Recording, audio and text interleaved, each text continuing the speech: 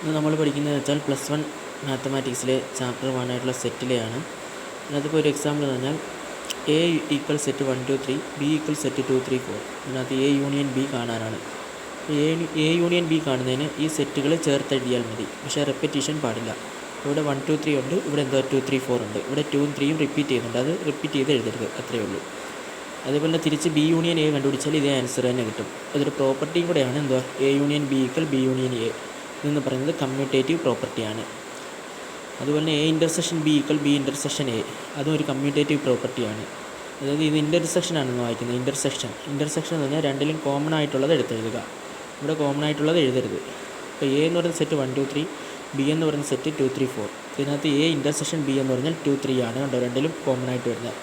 അതുപോലെ തന്നെ B intersection A എന്ന് പറയുന്നതും സെയിം ആയിട്ട് 2 3 തന്നെ കിട്ടും. കാരണം Aക്കും Bക്കും കോമൺ ആയിട്ട് വരുന്ന ഏതാണ്, ഈ പറഞ്ഞ സെറ്റ് 2 3 ആണ്. ഇത് രണ്ടും ഓരോ പ്രോപ്പർട്ടിയാണ്.